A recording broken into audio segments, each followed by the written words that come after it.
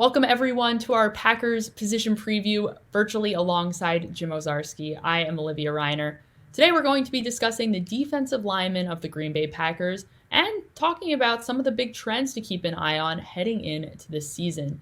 Jim, the Packers' low light of the NFC Championship game last year against the San Francisco 49ers was their run defense. They ultimately gave up 285 rushing yards. And they, interestingly enough, didn't make a whole lot of personnel changes this offseason. They did add Trayvon Hester in free agency.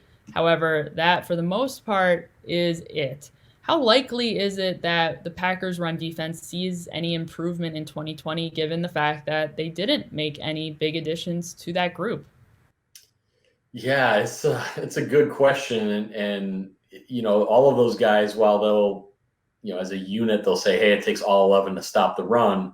Those guys up front know that it begins with them, and to me, Olivia, I think it's Kingsley Keke coming up in year two. I don't, you mentioned Trayvon Hester. Does he beat out Montravius Adams?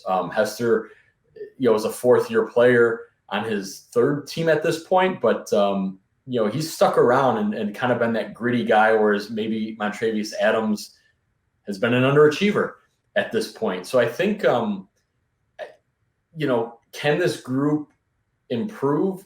Clearly, Brian Gutekunst and Mike Pettin felt that potential was there, or there would have been a bigger shakeup behind what Gutekunst called the pillars of Kenny Clark and Dean Lowry, right?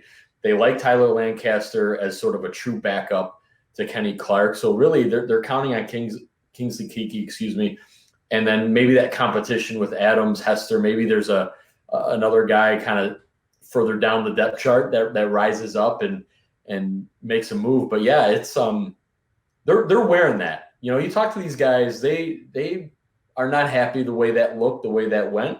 And I think they feel they can also improve. But Olivia, this is truly one of those things where with no camp, no pads, or even if they have some work, we won't know until week one of the regular season. So, that's the biggest question that they'll have to answer, which we'll again have to hurry up and wait and see.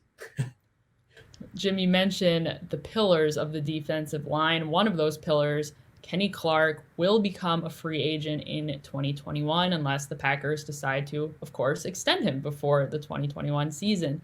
Last season, Kenny Clark finished second on the team, actually, with 89 tackles. However, he's just known for being an important run stuffer just in general for that defensive line. How important is it for general manager Brian Gutekunst to extend Kenny Clark before the end of this 2020 season? Yeah, I think it's very important, because I think what fans should remember is, the new collective bargaining agreement eliminated one of the tags. So I don't think you want to have to play a game of, I have one tag and I have David Bakhtiari here or Kenny Clark here, and one of them is going to hit the market. You don't want to be in that position.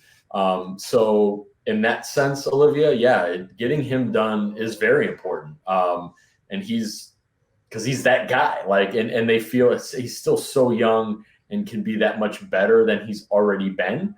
So yeah, without a doubt, I think getting him done early, so then they have an idea of their money going forward, and can they pay other players to that effect. There's a lot of dominoes off of a potential Kenny Clark extension, aside from keeping him in Green Bay.